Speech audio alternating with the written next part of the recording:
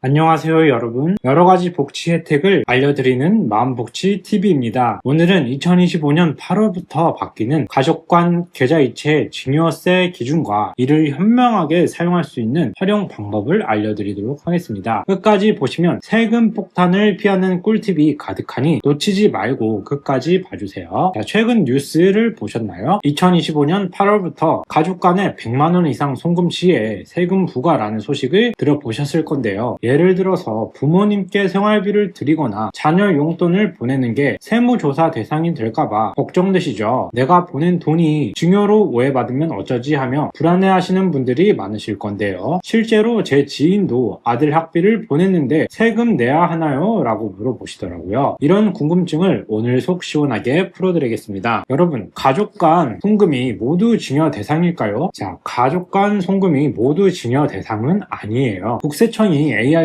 연간 100만원 초과 송금을 분석하는데 특히 반복적이고 용도가 불명확한 거래가 주 타겟이 됩니다. 예를 들어 자녀 계좌로 매달 100만원씩 보내고 메모에 아무 기록이 없으면 증여로 의심받으실 수 있습니다. 그래서 메모를 하시고 보내야 하시고요. 메모란에 생활비나 학비 등 용도를 명확히 해서 적어서 보내주시면 됩니다. 그래서 명확한 용도 기록으로 오해를 방지하시면 되는데요. 매달 자녀 계좌로 100만원씩 보내고 메모에 아무런 기록이 없으면 증여로 의심받으실 수 있습니다. 반면에 생활비나 학비처럼 용도를 명확히 하면 문제가 없어요. 예를 들어서 25년 8월 자녀 생활비 또는 부모님 병원비처럼 구체적으로 적으면 국세청 AI가 증여로 분류할 가능성이 낮아져서 실제로 제 친구가 송금 메모에 딸 학원비라고 적었다가 세무조사 문의가 왔을 때 바로 증빙으로 해결했습니다. 메모 하나로 세금 걱정을 줄일 수 있으니까 꼭 실천하시길 바라겠습니다. 자, 그리고 비과세 한도에 대해서 정확히 아셔야 되는데 증여세 비과세 한도는 가족 관계에 따라서 달라집니다. 부모 자녀 간 직계존 비속에는 10년간 누적 5천만원, 배우자는 6억원, 손 자녀는 2천만원까지 세금이 면제되는데요. 25년에 자녀에게 2천만원을 보내고 27년에 3천만원을 보냈으면 10년 한도 내에서 세금이 영원히 됩니다. 하지만 이 한도를 넘기면 10%에서 50%까지 증여세가 부과가 될 수 있어요. 그래서 10년 단위로 증여 계획을 세우셔서 예를 들면 자녀가 대학생이라면 학비로 1년에 500만원씩 10년간 보내면 5천만원 한도를 꽉 채울 수 있죠. 금액이 크다면 세무사와 함께 상담해 보시면 분산 송금 전략을 세우는 게 좋겠습니다. 특히 배우자 간 6억원 한도는 부동산 자금 지원 시에 유용하니까 부부간 송금 계획이 있다면 이 한도를 꼭 기억해 주세요. 그래서 증여 시기와 금액 관리가 중요하다는 말씀을 다시 한번 강조를 드리겠습니다. 자, 그렇다면 생활비와 교육비는 비과세인데 주의해야 하실 게 있어요. 생활비와 교육비는 사회 통념상 인정되면 증여세가 면제가 됩니다. 예를 들어 자녀의 학원비 200만원, 부모님 생활비 300만원, 송금은 세금 걱정 없습니다. 하지만 자녀가 이 돈을 주식 투자나 부동산 구매에 사용하면 증여로 간주될 수 있으니 이 점을 꼭 주의하시길 바랍니다. 그래서 송금 후에 영수증을 철저히 보관하시고 자녀 학원비 송금 후에 학원에서 발생한 납부 영수증을 보관하시면 증빙이 쉽습니다. 부모님 생활비 송금 시에 병원비와 영수증, 공과금 내역 등을 꼭 챙기시길 바라겠습니다. 실제로 세무조사 사례를 보면 증빙이 없어서 생활비로 보낸 1,000만원이 증여로 오해받은 경우가 정말 많거든요. 무엇보다 용도 관리를 철저히 하시는 게 필요합니다. 자, 그리고 차용증 작성에서 중요사항이 하나 있어서 말씀드립니다. 빌려준 돈이라고 주장하려면 차용증이 꼭 필수적으로 있어야 되는데요. 국세청은 차용증 없이 큰 금액이 오가면 증여로 간주할 수 있어서 반드시 필요하다고 합니다. 차용증에는 금액과 이자율이 반드시 있어야 하고 상환 일정 등을 명시해야 하는데 예를 들어 자녀에게 1억 원을 빌려주었다고 하면 차용증과 이자 지급 내역이 있으면 세금 걱정이 전혀 할 필요가 없다는 겁니다. 그래서 차용증 양식은 인터넷에서 쉽게 다운로드가 가능하고요. 이자 지급은 은행 송금으로 기록을 남기고요. 실제 사례에서 차용증 없이 5천만원 빌려줬다가 증여세 700만원을 낸 경우도 있으니까 차용증 하나로 세금 폭탄을 피할 수 있으니 반드시 작성하시길 바라겠습니다. 자, 그리고 반복적으로 송금하실 때 꼭 이렇게 관리하시면 되는데요. 매달 고정적으로 100만원씩 보내는 송금은 국세청 AI가 증여로 의심할 가능성이 아주 높습니다. 그래서 10년간 매달 80만원씩 보내면 9,600만원이 되어버려서 비과세 한도 5천만원을 초과해서 세금 대상이 될 수 있는데, 정기적인 송금이 필요할 때 불규칙적으로 보내셔야 합니다. 매달 100만원 대신 학기 초에 500만원, 명절에 용돈 200만원처럼 송금 타이밍과 금액을 다양화하시는 전략이 필요한데요. 실제로 제 이웃은 매달 50만원씩 송금을 학비와 생활비로 분산해서 보내다가 세금조사 문의를 피했습니다. 그래서 송금 패턴을 바꾸는 것만으로도 의심을 확 줄일 수 있으니 꼭 실천해 보시길 바라겠습니다. 자, 다음에 고액으로 혼수와 명품도 증여세가 되니 주의하셔야 됩니다. 1,000만원 이상 초과하면 신고 대상이에요. 부모가 직접 결제해야, 예를 들어 2,000만원 명품 가방을 자녀 결혼 선물로 사줬다면 신고해야 할 수 있습니다. 하지만 사회 통념상 인정되는 혼수비는 비과세로 가능하는데요. 결혼식 전에 3,000만원짜리 혼수 가구를 샀다면 구매 내역과 청첩장을 함께 준비해주세요. 실제 사례에서 청첩장과 영수증으로 혼수를 증빙해서 1,500만원의 증여세를 면제받은 경우가 있습니다. 무엇보다 결혼 관련 증빙을 철저히 챙기시길 바라겠습니다. 그리고 자진신고로 해서 가산세를 꼭 피하시길 바랄게요. 비과세 한도를 넘겼다면 증여 발생 후에 3개월 내에 자진신고하시면 세액의 3%가 공제가 됩니다. 미신고 시 최대 40%예요. 그리고 플러스 가산세까지 부과가 가능해서 주의하셔야 됩니다. 예를 들어서 자녀에게 6천만원을 보냈으면 5천만원은 비과세, 나머지 1,000만원에 대해서 신고를 하셔야 하는데, 신고는 홈택스를 이용하시거나 세무사 도움을 받으면 신고가 영리합니다. 그래서 한도 초과 시에 꼭 신고하시길 바라겠습니다. 자, 그렇다면 AI 분석 시대에는 송금을 어떻게 해야 할까요? 2025년 8월부터 국세청의 AI가 송금 패턴과 금액과 관계를 모두 다 실시간 분석을 합니다. 매달 같은 금액, 같은 계좌로 보내는 송금은 증여로 인식하기가 너무나도 쉽습니다. 그래서 이것 때문에 송금 계좌를 분산하거나 송금할 때마다 메모란에 용도를 구체적으로 기록하세요. 예를 들어서 25년 10월 자녀 학비처럼 적으면 AI가 증여로 분류할 가능성이 굉장히 낮아집니다. 실제로 송금 메모를 잘 활용해서 세무조사를 피한 사례가 정말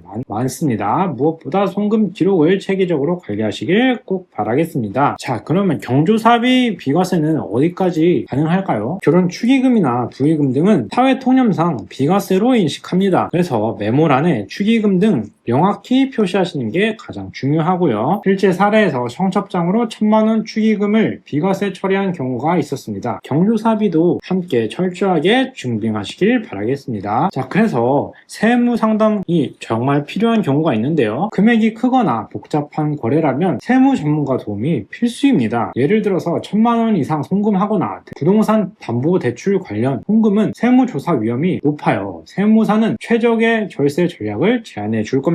자, 그래서 무료 상담이 가능한데요. 국세청 홈페이지에서 가능하고, 또는 지역 세무사의 사무실에 문의를 하시면 되는데, 예를 들어서 자녀에게 1억 원 대출 시에 세무사 상담으로 차용증과 이자 지급 계획을 세우면 세금이 걱정이 없습니다. 실제로 세무사 상담으로 2천만원 증여세를 절감한 사례도 있으니까요. 복잡한 거래일수록 전문가와 꼭 상담하시길 바라겠습니다. 자, 오늘 2025년 8월부터 바뀌는 가족관 계좌이체 증여세 기준과 10가지 활용 방법에 대해 알아봤는데요. 어떠셨나요? 송금 메모, 증빙, 보관, 비과세 한도 활용만 잘해도 세금 걱정 없이 가족 간 송금할 수 있습니다. 특히 생활비와 학비 송금 시 증빙을 철저히 챙기시고 큰 금액이시라면 세무사와 꼭 상담하시길 바랄게요. 더 많은 절세 꿀팁은 만복지TV에서 계속 알려드리겠습니다. 구독과 좋아요, 알림 설정 꼭 부탁드리고, 오늘도 끝까지 봐주셔서 감사합니다.